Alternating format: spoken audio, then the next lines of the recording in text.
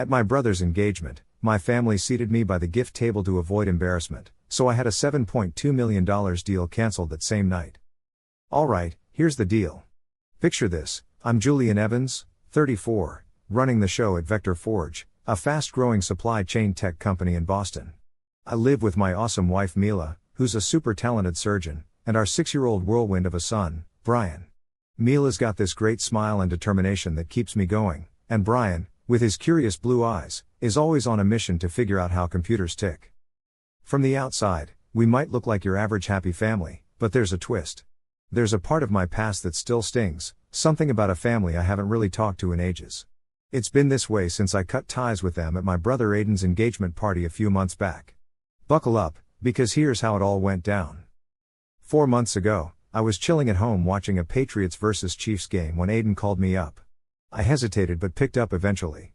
He was all buzzed and said, "Hey Julian, I'm throwing an engagement party next month. You and the family should totally come." That sent a chill down my spine, but I tried to play it cool, asking for the details. He rattled off the info. "It's at the Ocean View Resort, the 15th of next month. Be there." I was like, "Sure, I'll sort it out," and wrapped up the call. Honestly, family get-togethers aren't my jam because I always feel out of place. Later that night, after putting Brian to bed, I spilled the beans to Mila. She listened, then handed me a glass of wine and said, "You should go. Aiden's still your brother. If you don't show up, they'll have another reason to badmouth you." She was right, and after a moment, I agreed to think about it. Fast forward a month, and it's party time. I'm suited up in Tom Ford, Mila's rocking a stunning Vera Wang dress, and Brian's all dapper in his mini suit. Before heading out, I kneel down, looking into Brian's eyes and ask, "Do you remember your grandparents and Uncle Aiden?" He scrunches his face and says, "Not really, they never come to my birthday parties." Ouch, right? But I assured him, "We'll see them today. They're family too." We roll up to the Ocean View Resort, and immediately people start murmuring. "Is that Julian Evans?" I overheard. Brian, sensing the tension, held my hand tight. I leaned down to reassure him, "It's okay, buddy. I'm here." We eventually made our way to my parents, standing by the bar. My dad, Nolan, looked older, and my mom, Kinsley, had that same cold, elegant vibe. No warm welcomes here, just a brief nod from dad and a forced smile from mom. Aiden then swoops in, excited as ever, hugs me, and introduces me to Thomas Whitmore, the bride-to-be's dad and big shot at Whitmore Group. Thomas gives me this once-over and then, within earshot of everyone, says something like, "So this is the so-called failure of the family? Yikes. But guess what? Whitmore Group's the company we're about to sign a $7.2 million deal with." Keeping my cool, I introduce myself and mention how much I've heard about his company. Thomas didn't seem too happy with my calm demeanor and shot back, "Oh really? And what exactly do you know about us?" So there I was at this fancy party, and the noise started to die down. The tension in the air was thick enough to cut with a knife. Just then, Mila put her hand on my back in a quiet show of support. It hit me that this party wasn't going to be quite what I'd imagined. "See, I'm Julian Evans, the guy who started and runs Vector Forge. We've got this killer supply chain software that's all about AI, blockchain, and super high-tech automation. Big names are starting to notice us. 6 months back, Whitmore Group came knocking because they needed help with their Northeast US distribution network, and we've been through the ringer with them, 3 tough evaluation rounds, all passed thanks to our stellar tech team and Elena Wright, their COO. Scoring that $7.2 million contract is a huge deal for Vector Forge, opening doors to new markets and boosting our stock. Here's where things get juicy. Nobody at Whitmore knows I'm related to Aiden, the groom, except Eleanor, who knows me only as the CEO, not Aiden's big bro. So there I am, standing nose to nose with Thomas Whitmore, who just called me a flop, not realizing I'm the guy Whitmore's about to sign a major contract with. I could spill the beans right there, but where's the fun in that? Plus, I'm curious how my family sees me when I'm not front and center. With a cool smile, I tell Thomas that I'm in supply chain management software, leaving out all the juicy details. He brushes me off, claiming they're about to sign a major deal with some up-and-coming tech company. Yep, my company, Vector Forge, which I've built from the ground up with over 100 employees and a hefty $50 million market cap. Awkward run-ins out of the way, we head to the reception to confirm our spots. The girl at the desk seems lost looking for our names. With a polite smile, I go, "Hey, we're the Evans family, Julian, Mila, and Brian." She eventually finds us on some side list, muttering about our seats being way in the back by the gifts. The news hit me like a cold splash of water and Mila squeezed my hand, reminding me to keep it cool. Our little guy, Brian, just looked confused, asking why we were so far away. With a forced smile, I told him, "Don't worry, buddy. Probably just a space mix-up." So off we went to our corner table, away from the central action. There wasn't a single decoration or name card, leaving us feeling like party crashers. I could feel the anger bubbling up. This was no mistake. It was a deliberate snub from my family. Telling Mila I'd be right back, I made a beeline for the manager to get some answers. Just as I was about to start talking, my folks and Thomas walked up. My dad, Nolan, was mad as a hornet, accusing me of making a scene on Aiden's big day. I tried to explain about the seating, but he cut me off, saying it'd embarrass them if I stirred things up. That hurt, feeling my dad's shame. Mom wasn't any better, basically telling me to stay invisible. Then Thomas piled on, saying this was a party for the big shots, not for someone like me. That stung, big time. Without saying a word, I headed back to Mila and Brian. Mila had been trying to explain the situation to our kid. She looked at me, worried, and asked what happened. As I told her, her expression shifted from concern to anger. She said, "Let's just leave. Brian doesn't need to see this." At that moment, I realized just how lucky I was to have Mila by my side. But instead of instantly agreeing, I shook my head and said, "Nope, I've got a different plan." Mila looked at me with curious eyes, but I stayed quiet, determined not to let me and my family get treated like outsiders any longer. I pulled out my phone from my pocket, hands a bit shaky, and found Michael Reed's number. He's the COO of Vector Forge and has been with me since day one. With a look of determination, I said, "I'm done letting them look down on us." 2 rings later, Michael picked up. "Julian, what's up?" he asked. I replied calmly yet firmly, "Get ready to cancel the Whitmore contract. I refuse to work with people who treat us like we're just hired help." I could hear Michael's surprise as he gasped on the other end. "Julian, what happened?" "We're almost done, and this contract is worth $7.2 million, he said, clearly panicking. I cut him off and quickly explained. "I'm at my brother's engagement party at the Ocean View Resort. The bride's dad, Thomas Whitmore, made sure we were seated next to the gift table, far from everyone else, like we were just the help," I told him. There was a long silence on the phone. Finally, Michael said, "Wow, Julian, I had no idea. Can't we keep personal stuff separate from business?" "No, Michael," I replied firmly. "I don't do business with people who look down on others." Thomas Whitmore had called our company some up-and-coming tech company. Vector Forge has plenty of other options. I told Michael to notify Whitmore and get the cancellation paperwork going. As I hung up, I felt a surprising sense of relief, like a weight had been lifted off my shoulders. No more proving myself or begging for recognition. I smiled at my mom and Brian and said, "Let's fix ourselves up.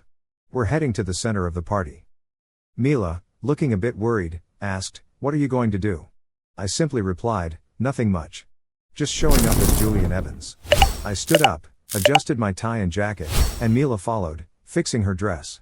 Brian, though a bit confused, sensed the seriousness and straightened his shirt as well. I realized this decision would change everything for tonight and our future as the Evans family.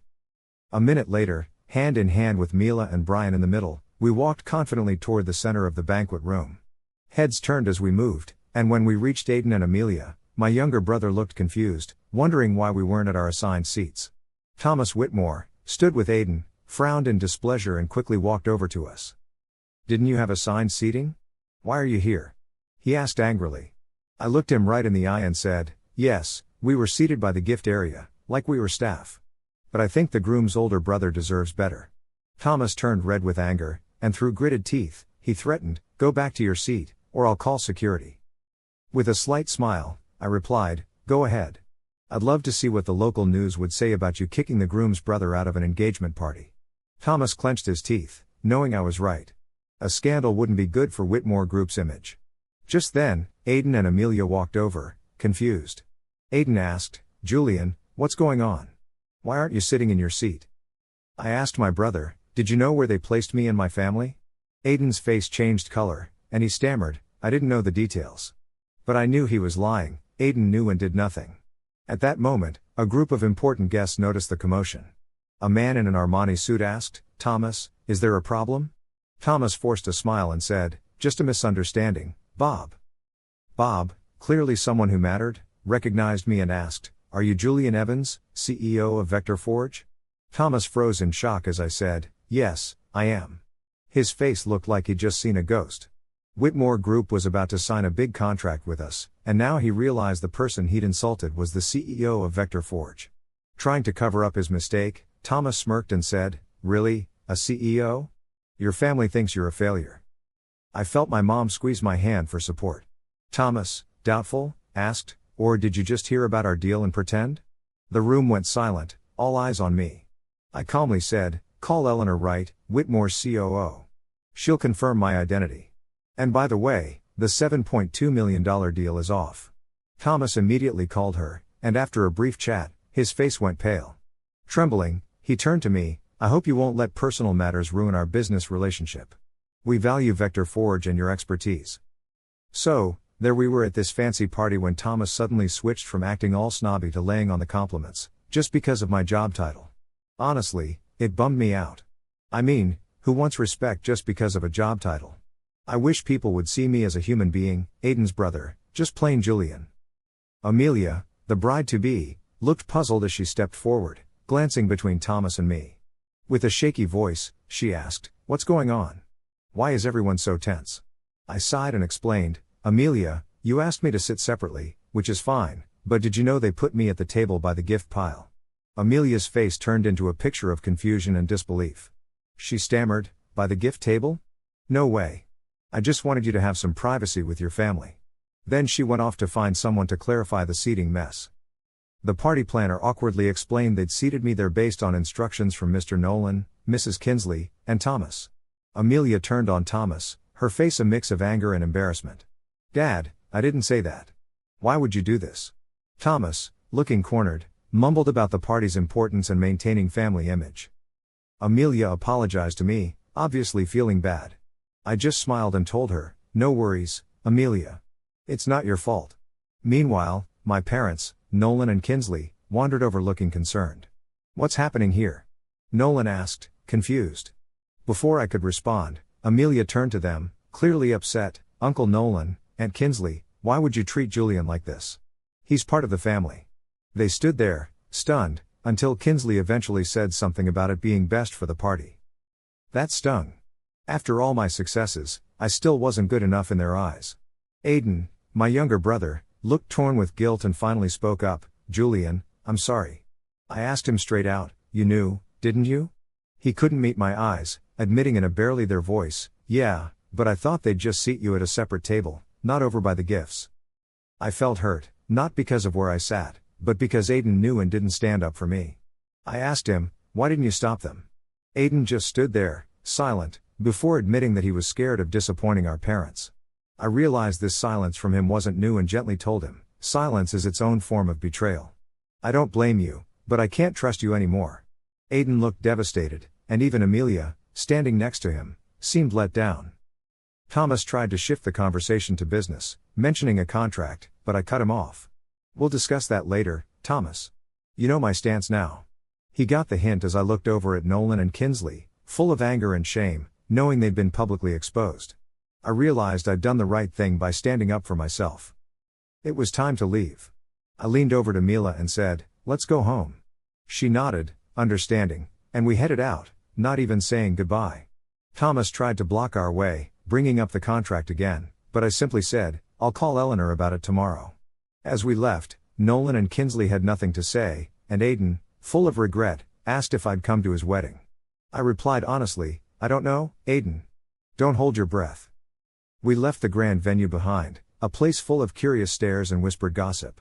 Once outside, Mila gripped my hand and softly said, "I'm proud of you, Julian. We did the right thing." Looking into her eyes, I felt the truth of her words and replied, "No one determines our self-worth but us." The next morning, I woke up earlier than usual, the clock barely hitting 6 a.m., and snuck out of bed to let Mila sleep. I made some coffee and sat by the window, feeling oddly at peace as I watched the sun rise over our backyard. Around 6:30, my phone buzzed with a call from Eleanor, the CEO of Whitmore Group. With urgency in her voice, she jumped right in, "Julian, Thomas Whitmore has." "So, I've been getting bombarded with calls from this guy since early this morning. He's freaking out about the contract. Apparently, something dramatic went down at the engagement party last night. After he calmed down a bit, I shared the whole thing with Eleanor, and there was just this huge silence on her end. Finally, she apologizes, saying, "I really don't know what to say, Julian. I'm sorry." I shot back, "It's not on you, Eleanor, but my mind's made up. Vector Forge is not teaming up with Whitmore Group," she sighed, and we ended the call.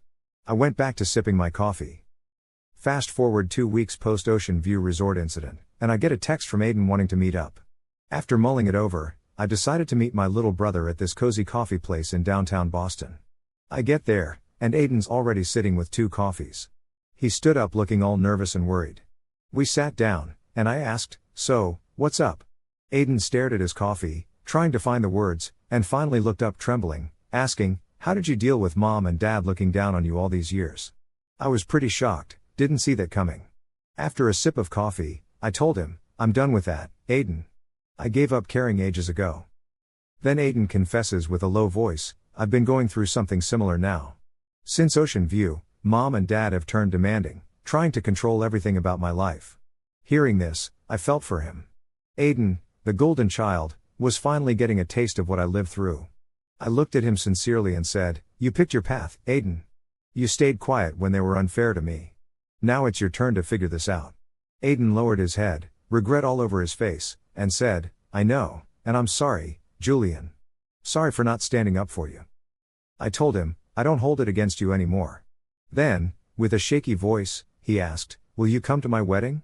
I hesitated for a second, sighed, and replied, "I'm not sure, Aiden." He pulled out an envelope, slid it across the table, and said, "This is a new invite. Amelia and I are going for a smaller wedding, just the people who really matter. No Thomas, no Whitmore folks, no mom and dad." I was surprised, and Aiden jumped in, "Amelia and I talked a lot. We want to start our life only with people who respect our love and choices. Hope you come, Julian." Handing me the invite, I felt some strange emotion and saw Aiden was genuinely changing, not out of pressure but because he finally got what freedom and self-respect are about. I told him I'd think about it. About half an hour later, we said goodbye outside the cafe, and for the first time in ages, I felt a spark of hope for our brotherhood. Maybe this could be a fresh start, a chapter of mutual respect instead of unfair pressures. A month after the engagement party mess, Mila, Brian, and I were getting ready for Aiden's wedding again. Driving to Ocean View Resort, I worried it might be a trap by Aiden and our parents to suck me back in. But when we got there, Aiden was true to his word. He welcomed us with a big smile and hug. Our seats were right in the center with a sign saying Brother Julian Evans Family. Fancy, huh? It felt like more than just a seat. It felt like an apology, a start to healing. Thomas, Nolan, and Kinsley were nowhere to be seen. The ceremony was small, warm, and filled with people who mattered to Aiden and Amelia. We took loads of happy pics, Aiden and I laughing, Mila and Amelia chatting, and Brian playing with other kids. It was perfect.